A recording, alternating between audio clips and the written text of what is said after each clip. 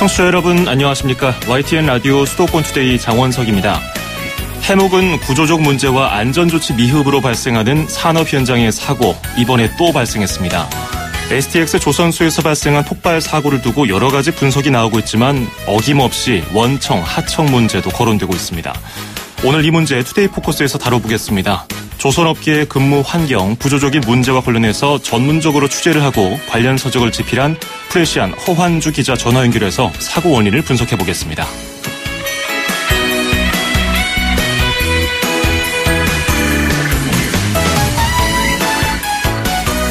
오늘 아침 앵커가 뽑은 수도권 뉴스입니다. 알 낳는 닭을 키우는 농장의 살충제 사용으로 문제가 되는 가운데 메추리 알이나 육개, 토종닭에 대한 걱정도 커지고 있습니다. 경기도가 이에 따라서 메추리, 토종닭 농장 등에 대한 조사에 들어간다고 밝혔습니다. 도 관계자에 따르면 고기용 닭은 밀집 사육을 하지 않아서 살충제를 거의 쓰지 않지만 소비자 불안을 해소하기 위해서 검사를 실시한다고 밝혔습니다. 베티 에버렛 더 슉슉송 띄워드리면서 2017년 8월 22일 수도권 투데이 시작합니다.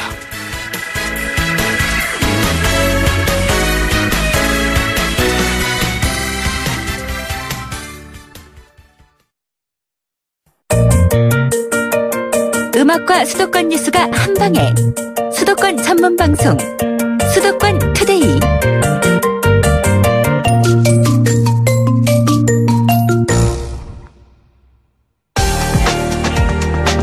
투데이 포커스. 이번 STX 조선소 폭발 사고 소식에 관련 업계 종사자와 가족은 물론 국민들도 충격을 받았습니다. 동시에 또라는 의문이 들었습니다. 산업 현장의 재해가 휴일마다 너무 자주 발생하기 때문입니다. 게다가 불과 몇 개월 안 지났습니다. 지난 5월 삼성중공업 크레인 전도 사고에 이어서 또 조선소에서 발생한 사망 사고이기 때문에 충격이 더 큽니다. 근본적인 원인은 뭘까요? 오늘 투데이 포커스에서 자세히 알아보겠습니다. 허환주 프레시안 기자 전화 연결되어 있습니다. 기자님 안녕하세요. 네, 안녕하세요. 예, 이게 조선소 하청 노동자들의 근무 환경에 대해서 좀 남다르게 심도 있게 취재를 하신 걸로 알고 있는데 그 전에 취재를 했던 배경 그리고 내용에 대해서 먼저 알 수 있을까요?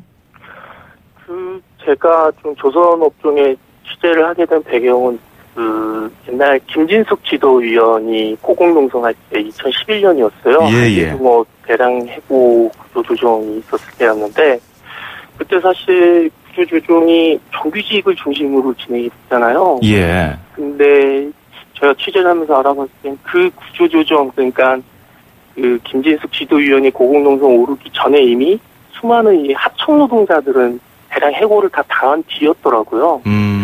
그래서 그들은 대체 어떻게 조선소에서 일을 하고 있었으면 무슨 일을 했을까 그런 게 궁금해가지고 취재를 시작하게 됐습니다. 예.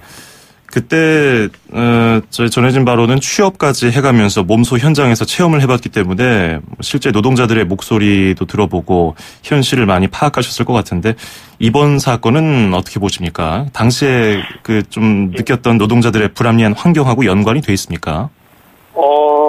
다른 것보다 제가 조선소 취업을 했을 때 느꼈던 거는 예. 안전의 위험성이었어요. 그러니까 저희가 뭐 사실 사무실이나 서울 같은 공간에서 일을 하다가 죽을 수도 있겠구나. 아하. 이런 생각을 하지는 않잖아요. 예. 근데 제가 작업 현장에서 일을 할 때 매 시간, 매 분마다 느꼈던 건 정말 까딱하다 죽겠구나. 어허. 이런 좀 위기감과 불안감이 굉장히 컸었어요. 예.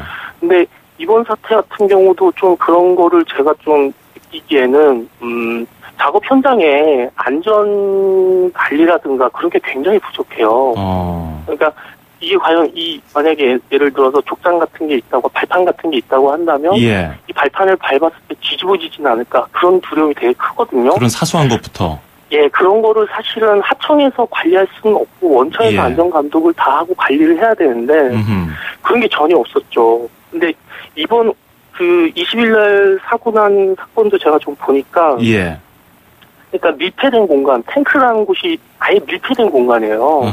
그러니까 철판으로 모든 곳이 다 둘러싸인 곳이라고 보시면 돼요. 그래서 예.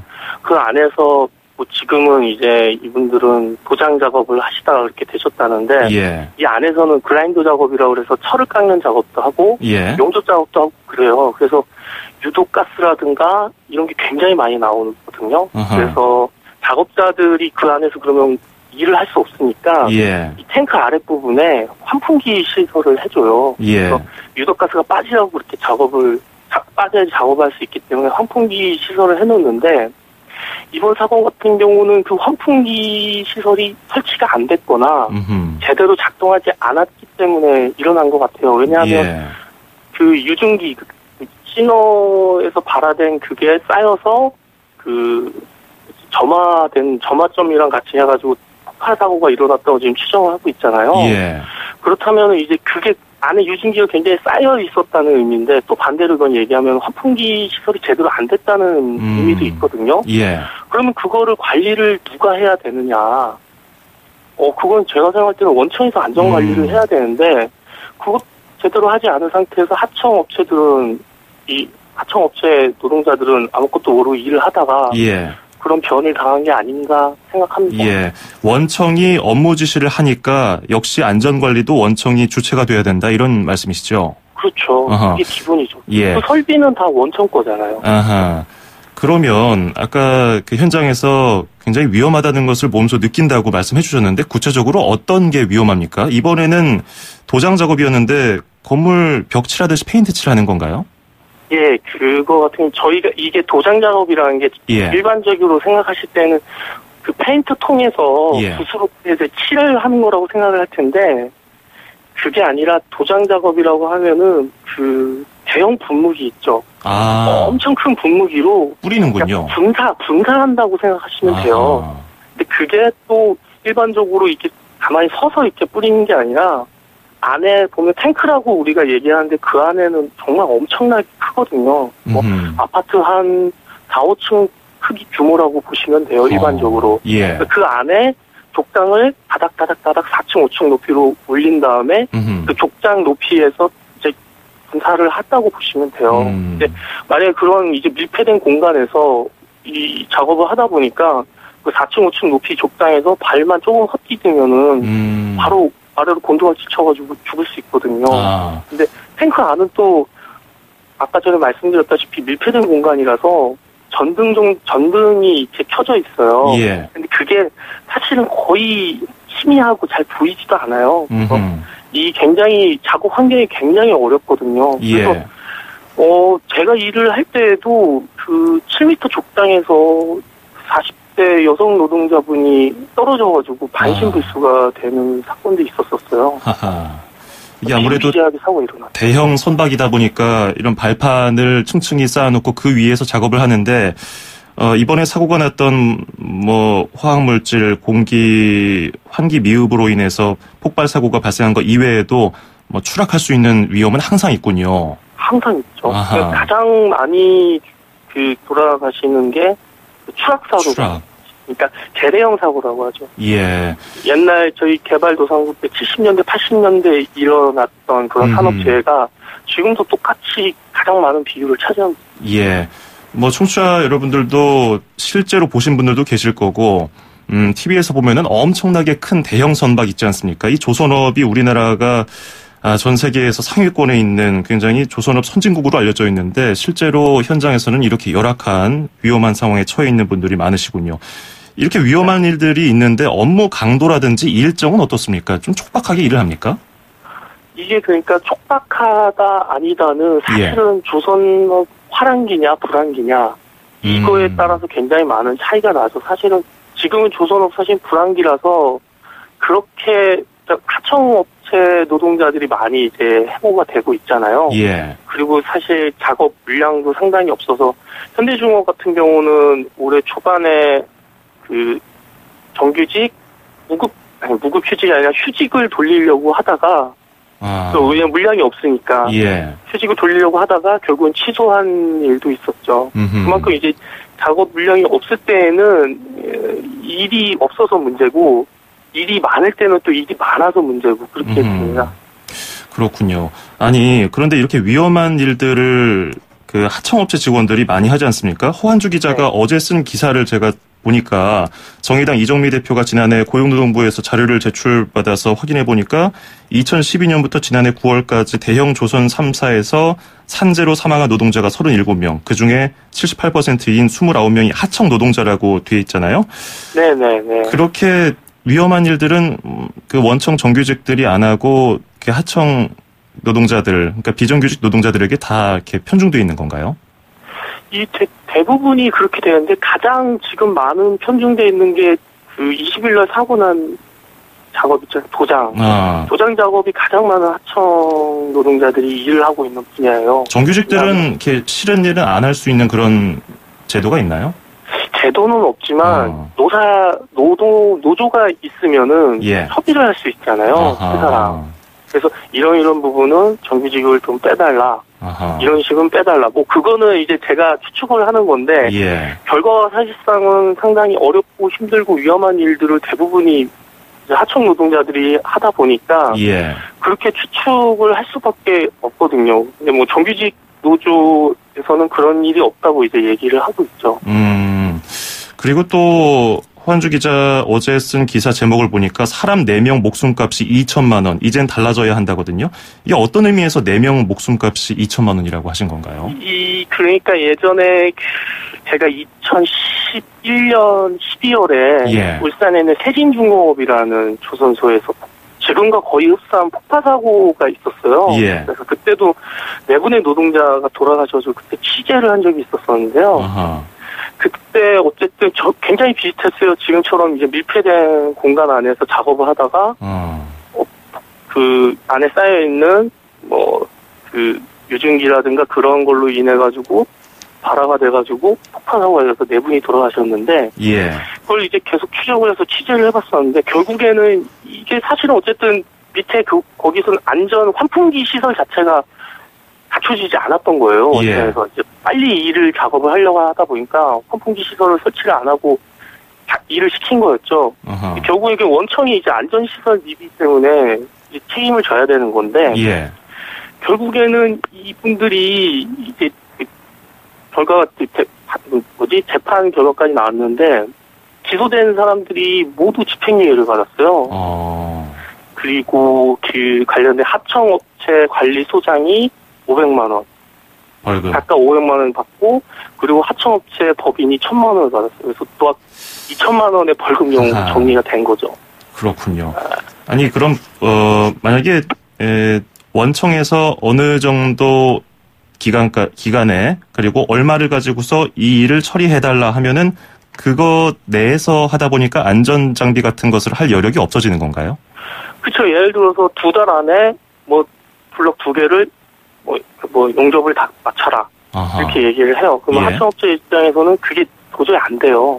안 되는 경우가 많이 있거든요. 예. 근데도, 왜냐하면 안 된다고 하면은 불이익을 받기 때문에, 일명 겨자 먹기를 하는 시기죠. 예. 그러면은, 예를 들어서 안정만 설치라든가, 환풍기 설치라든가, 여러 가지 안전시설을 계속 보거나 안전관리요원을 배치해서 안전을 계속 점검하는 작업을 빼버리죠. 예. 그래야지 맞춥니다.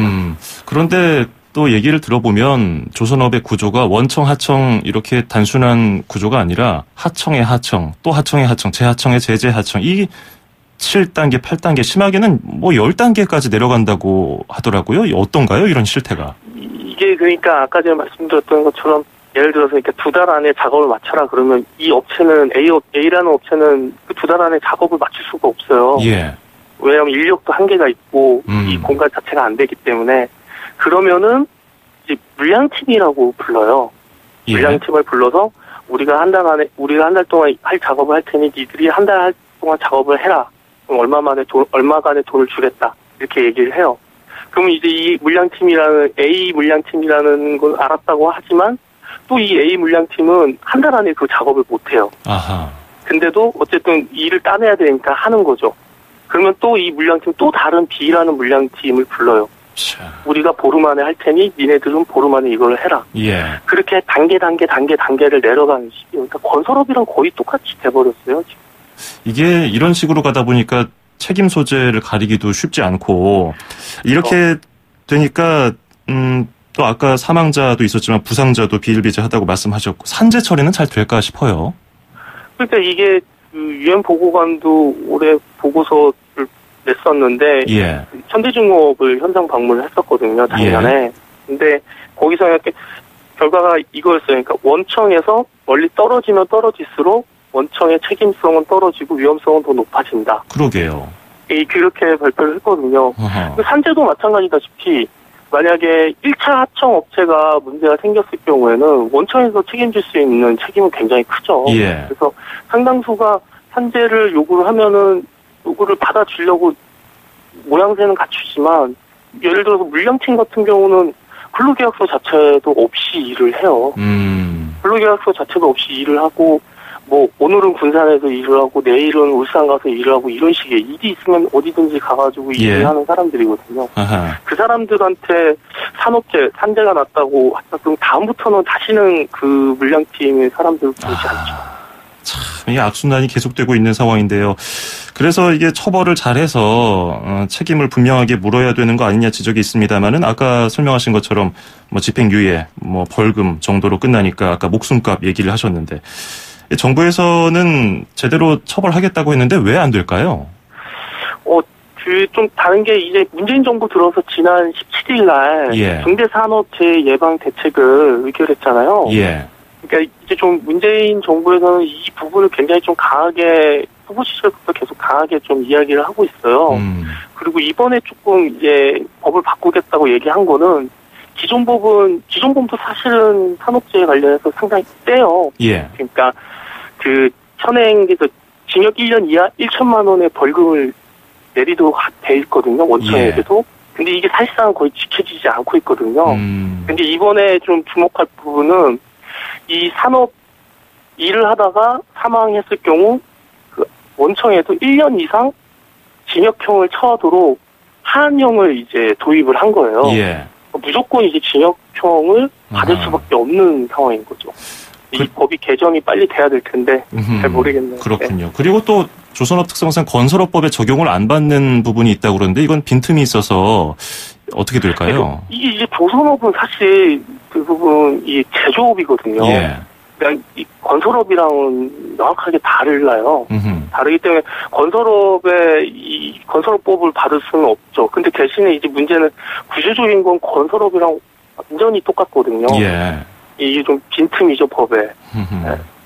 자, 이제 끝으로 이 조선업과 관련해서 아주 심도 있게 취재를 한 기자로서 지금 근로자들의 환경 개선을 위해 뭐가 가장 필요하다고 보십니까? 일단은 만약에 지금 같은 사고가 나지 않도록 하는 게 가장 중요하죠. 이제 작업 환경이 안정적으로 일을 하는 게 제일 중요하다고 생각해요. 예. 그러니까 사람이 이제 자기가 죽을 걸 생각하고 일을 하지는 않잖아요. 그럼요. 그 위험 수당이 있는 것도 아니고 더더군다나. 그럼 이 작업 환경에서 위험성을 어떻게 배제하고 뽑아낼 것인가를 좀 심도 있게 고민하는 게 필요하다고 생각합니다. 예, 알겠습니다. 오늘 좀 어려운 주제였고 무거운 사안입니다. 우리 사회가 꼭 집중해야 될 사안이고요. 오늘 말씀 잘 들었습니다. 고맙습니다. 네, 감사합니다. 네, 지금까지 허환주 프레시안 기자였습니다.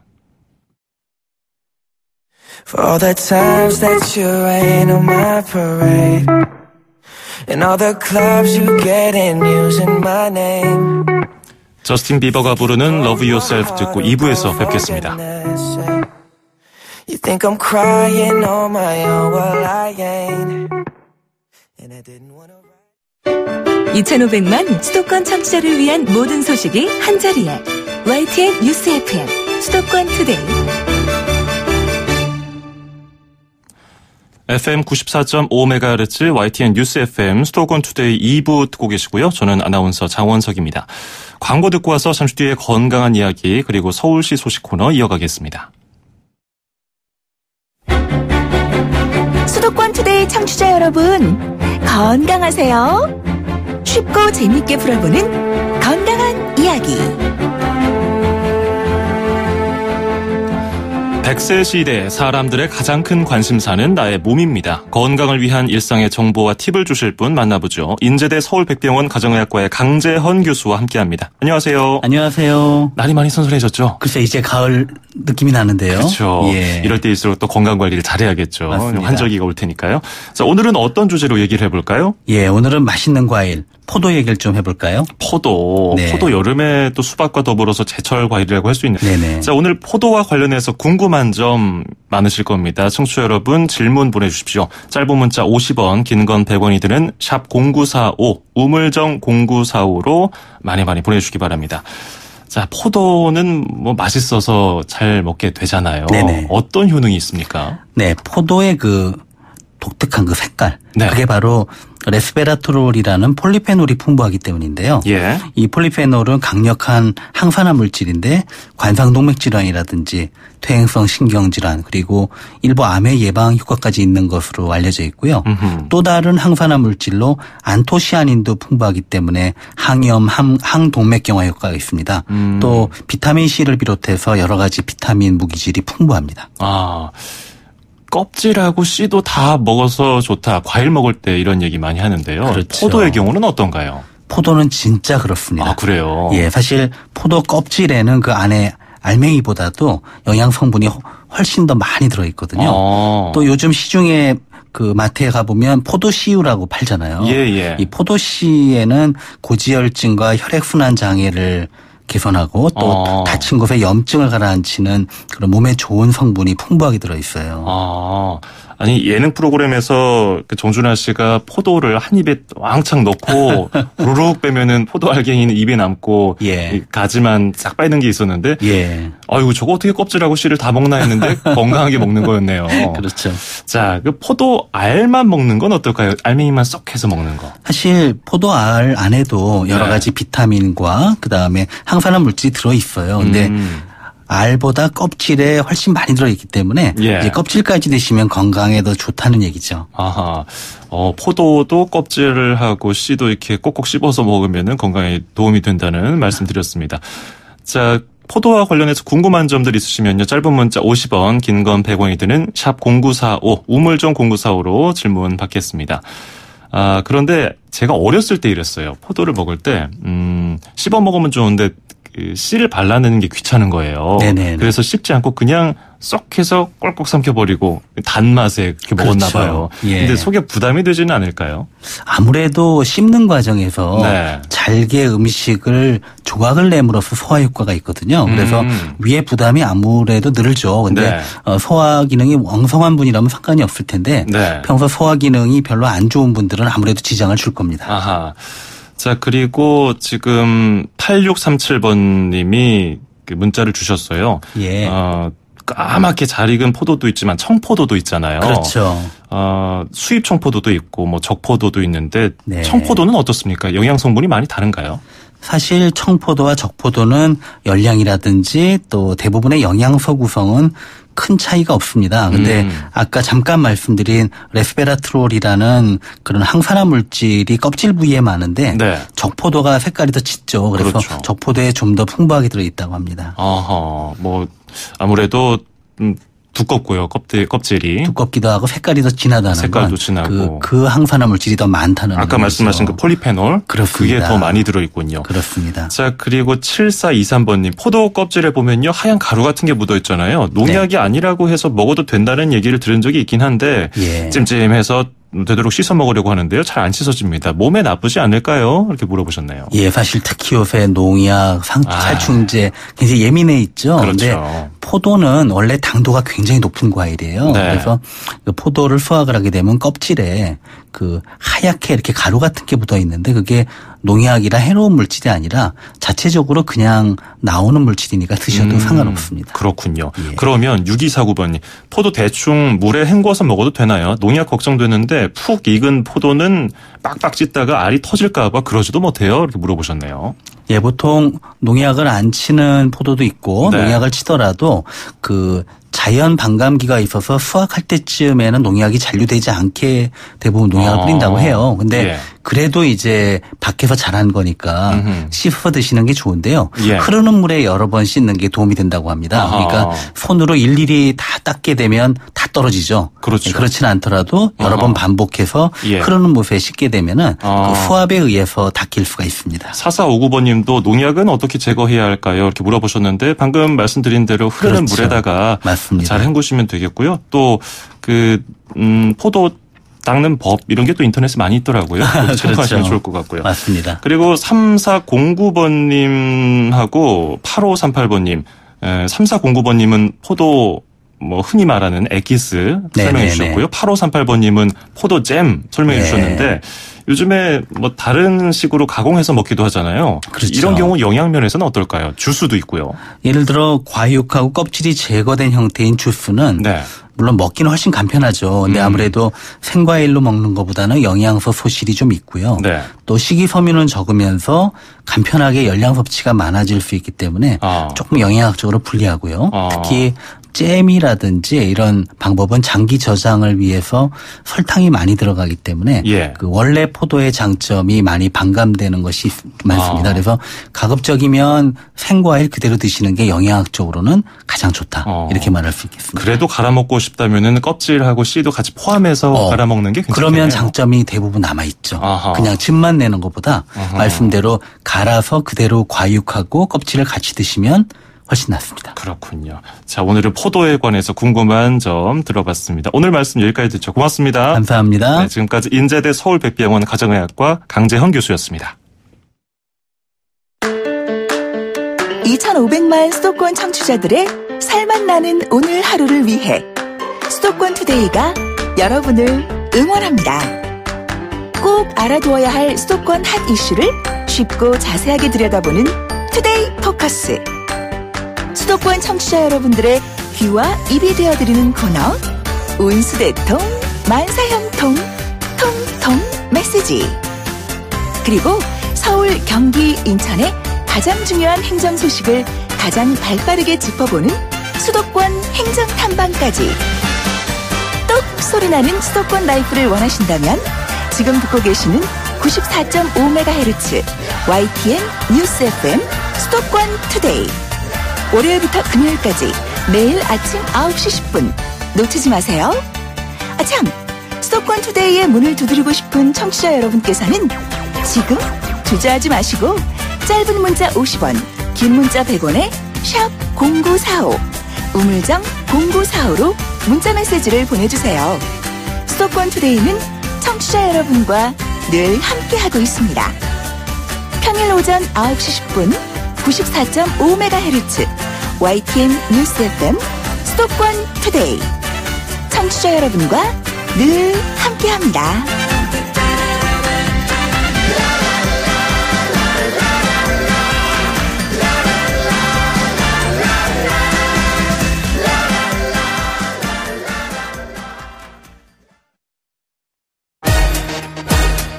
출입처 기자들의 수첩을 살짝.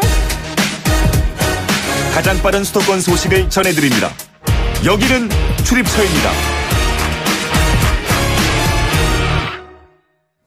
출입처로 가보는 시간, 오늘은 서울시청으로 가보겠습니다. YTN 홍주혜 기자와 함께하겠습니다. 안녕하세요. 네, 안녕하세요. 예, 지난주에는 잔인한 고문 수사가 벌어졌던 무시무시한 남산중앙정보부 6국자리를 인권을 주제로 한 광장으로 만든다는 소식을 전해드린 바가 있는데요. 이 일대가 인권 유리뿐 아니라 국권 상실의 역사 현장이기도 하군요. 네, 남산 예장자락은 원래 조선시대 군사들의 무예훈련장이 있던 곳입니다. 예. 그러나 일제강점기와 군사정권을 거치며 옛 모습을 잃었습니다. 일제는 남산에 통감관저를 세웠고 이곳에서 1910년 한일 강제병합조약을 체결했습니다. 이어 조선총독부도 1926년 경복궁에 신청사를 짓기까지는 남산에 있었고 신사도 속속 들어섰습니다. 해방을 맞은 뒤에도 남산의 실현은 이어졌는데요. 군사정권이 남산에 중앙정보부를 설치해 정치사찰과 고문수사의 장소로 전락시킨 겁니다. 시민들의 발길도 끊길 수밖에 없었습니다. 이런 아픈 역사를 되새기는 탐방로를 만든다고요, 여기다가? 네, 한국 통감관저 터부터 조선 신궁이 있던 자리까지 1.7km 구간을 역사 탐방길로 잇는 겁니다. 예. 국권 상실의 현장을 시민이 직접 걸으면서 치욕의 순간을 기억하고 상처를 치유하자는 의미로 국치길이라 이름 붙였습니다. 각 기점엔 표지석을 세우는데요. 역사의 파편을 재활용한다는 의미에서 국세청 별관 건물을 허물 때 나온 조선 총독부 산하 최신사업회관 건물의 폐콘크리트 기둥으로 표지석을 만듭니다. 국치길은 내년 8월에 완성되는데 역사 문화 해설사가 동행하며 남산의 역사와 문화, 인물에 대해 설명하고 현장을 직접 탐방하는 방식으로 운영될 예정입니다. 마침 오늘이 한일 강제병합조약이 체결된 지 107주년이 되는 날인데요. 예. 서울시는 오늘 오후 3시 독립유공자 후손들과 함께 국치의 현장을 함께 걷는 행사를 엽니다. 예. 자, 우리가 이렇게 가슴 아픈 역사도 반드시 잊어서는 안 되겠고요. 타산지석으로 삼아야겠습니다. 자, 그리고 초보 운전자나 초행길이어서 길이 낯선 경우에 교차로에서 갈팡질팡 헤매는 일이 참 많잖아요. 이럴 때 좀 도움을 받을 수 있는 표시가 있다고요? 네, 복잡한 교차로에서 어떤 차로를 타야 하나 곤혹스러웠던 기억 운전자라면 한 번쯤은 있지 않을까요? 예. 원래 가려던 방향의 차선이 아니어서 급하게 끼어들어야 하는 경우도 다반사인데요. 이렇게 주행 방향을 혼동하기 쉽거나 주행 방향이 여러 갈래인 교차로에서 주행 궤적을 안내하는 분홍색 유도선이 지난해 서울 시내 3곳에 시범 설치됐는데요. 실제로 효과가 있었습니다. 주행 유도선을 참고한 차들이 교차로에 들어서기 전에 경로에 맞는 차로로 미리 이동하면서 교차로 안에서 갑자기 차선을 바꾸는 일이 21% 줄어든 겁니다. 예. 서울시는 이에 따라 주행 유도선을 확대 설치하기로 하고 주행 방향을 혼동하기 쉬운 지점을 전수조사했습니다. 그리고 현장 점검을 거쳐 해와 로터리 등 20곳을 주행 유도선 신설 대상지로 선정했습니다. 서울시는 앞으로도 주행 유도선 설치 지점을 지속적으로 점검하고 효과를 분석해 내년도 설치 계획도 세울 예정입니다. 예. 그 교차로에서 헷갈려서 들어가는데 저거 얌체 운전 아니야 이렇게 화가 나기도 했는데 그런 게 좀 사라질 것 같네요. 자, 그리고 전염병이 퍼지는 걸 막는 격리병동 보통은 병원에 있는 건데 동물들이 있는 서울대공원에도 생긴다고요? 네, 서울대공원은 지난 겨울 조류 인플루엔자 AI로 크게 홍역을 치른 경험이 있습니다. 황새와 노랑부리 저어새 등 3마리가 AI로 폐사했고 추가 전염에 대한 우려로 천연기념물 327호 원앙 101마리를 모두 안락사시켰습니다. 이런 비극이 다시 일어나는 걸 막기 위해 서울대공원이 재난관리기금과 추가 경정 예산 95억 원을 투입합니다. 먼저 조류 격리사를 두어서 감염병에 걸렸거나 감염이 의심되는 소형 동물을 수의사 판단에 따라 격리하기로 했습니다. 이를 위해 동물원 외곽에 자리한 옛 부화장 시설 2개 동을 리모델링할 계획이고요. 죄송합니다. 또 하늘을 날아다니는 야생조류의 분변 등에 늘 노출돼 있는 기존 조류사 시설도 연말까지 손질합니다. 예. 지난 겨울 AI가 발병한 황새마을엔 필요에 따라 천장 전체를 덮을 수 있는 개폐식 지붕을 설치하고 커다란 원형 철망으로 이루어진 큰 물새장엔 별도의 밀폐된 격리 공간을 만들 계획입니다. 예, 알겠습니다. 오늘 소식 잘 들었습니다. 고맙습니다. 네, 고맙습니다. 네, 지금까지 YTN 홍주혜 기자였습니다.